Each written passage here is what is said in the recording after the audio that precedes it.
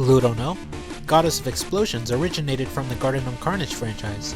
The first entry of the series stars an unnamed gnome sporting some sweet shades, bungee jumping from the top of a brick building, and using said bricks to stop Santa's elves from climbing to the top. The game allows you to control the building on wheels to move left and right to influence the gnome swinging physics, so the player can ram right into the elves, or use their momentum to lob bricks. The player can even call in a bomb strike to clear the screen when the action becomes too much. By taking out sleighs that close in from the sky, the player can start a combo and build up their whoopee meter. Once filled, they can activate the whoopee meter to play a quick minigame. No, not that minigame, this one starring Princess Peach. And now for something completely different, Anna. The daughter of the Goddess of Explosions, climbing to the top so she can replenish the building with golden bricks. There are many hidden mechanics for the player to discover, such as respawning the bricks, getting funny Easter eggs to spawn, and even refilling the building with golden bricks, and eventually platinum bricks. One hidden mechanic is to bounce your ally cat from the edge of the screen 3 times to cause Peach to spawn, and reference a line from Super Mario 64. This only works when you're out of bomb strikes, however. Please come to the castle. I have baked a cake for you. Yours truly, Princess Toadstool. Peach. Please come to the window. I baked an airstrike for you. Pitch. Despite the library citing Garden of Carnage as Goddess's origin, she actually first appears in the Ramar's game spin-off title, Hyper Princess Peach. The game starts with Peach herself narrating the story of how she received nothing for Christmas, so she sets out to end Christmas once and for all. In this game, she can alternate her weapons. She can fire bricks as her default weapon, fire a more powerful but close-range ice blaster, or switch to use rainbow shots that bounce along the walls. Peach can even suplex enemies using a series of commands, and making them slam down on a marked X can spawn items. Each stage has a final boss to face that can also be suplexed for additional points. However, if the player defeats the 3rd stage boss by deflecting their own laser, the player can unlock a hidden bonus stage.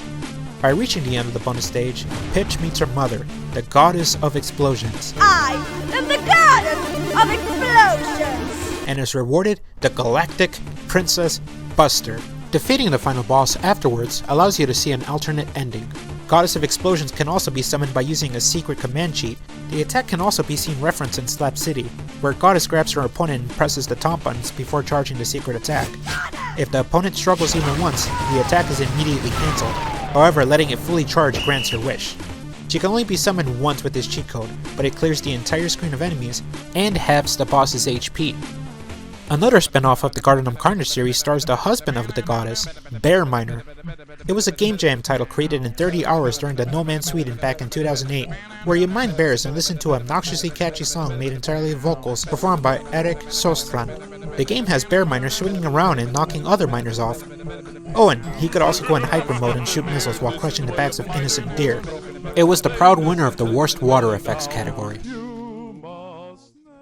Goddess also makes an appearance in Card City Nights. She can be found at the House on Wheels, where everything has wheels, in reference to the Garden of Carnage series.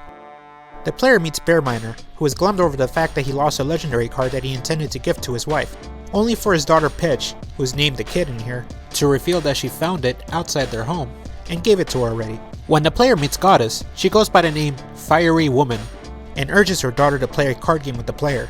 After a minor scuffle, Peach finally relents and battles the player. Once you beat her, the player can finally face Goddess in a bomb-filled battle. She also appears in a rare attack card along with Peach. Peach, however, has the honor of being a legendary card that references the secret move used in Hyper Princess Peach. Goddess also stars in Card City Nights 2. In this title, she appears as Galactic Dominator. And can also be encountered as a post-game opponent in space. As in outer space, you know, since the ship is already sailing through space. Defeating her allows the player to take control of her ship and initiate trades with other planets, or allows them to destroy it. When speaking to her, she reveals that she's visiting her husband, Bear Miner. She also appears on a rare card that does damage to the opponent and the player, but can be paired with Goddess Buster to deliver bonus damage. Ludo know that War Queen's name is a nod to the difficulty option in Hyper Princess Peach? Another reference can be seen with one of her skins.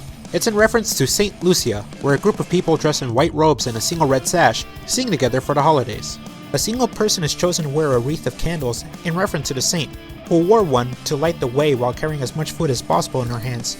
It happens around the Christmas season, and the people enjoy snacking on lucicot or saffron buns during this time. Beating Arcade Mode with the alternate costume used to give flavor text that implied that she was a mortal blessed by Goddess to be given the power of explosions. But recent updates have changed the text, so it's unknown if it should be considered canon or not. A recent update that included victory quotes also reveals that Goddess has more than one daughter. When defeating Remedy in 1v1, Goddess states, "Wait, you're from space too? You'll get along great with my daughters!" The devs reveal that Goddess reigns over the kingdom of Explodia, but she, her husband, or Pitch have no interest in ruling the kingdom. Pitch would eventually hand the responsibility off to her sister, and another spin-off title would have had the player control a frilly hat elf that appeared in Hyper Princess Pitch as a mini-boss. Her design and battle was a small nod to Touhou, as Remar was starting to get interested in the series. Remar wanted to put a spin on the bullet hell genre, where the antagonists would actually be Goddess and her family.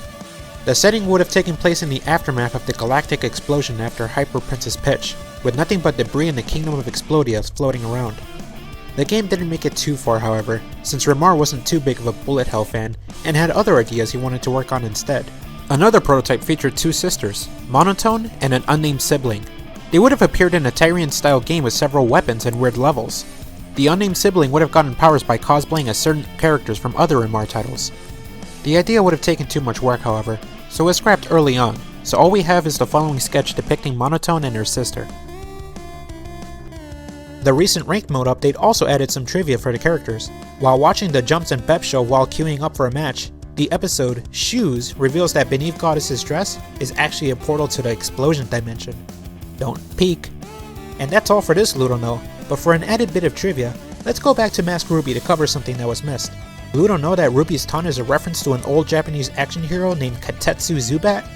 The whistle and the Ruby does is taken from the hero of the show, who is known to be number one in everything in the fantasy world known as Japan. Yo, I just wanted to thank Tedkenstein for helping me capture the Goddess gameplay footage. I also wanted to thank Australium Axelhorn, who gave me permission to use the amazing animated intro you saw in the beginning of the video. I made sure to include a link to his YouTube channel below.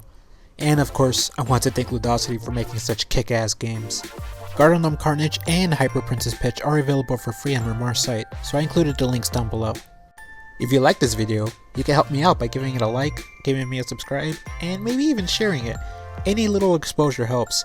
And if you subscribe, you can catch the remaining Ludo Knows and some other Ludosity related projects I have in mind. Anyways, thanks for watching. See ya.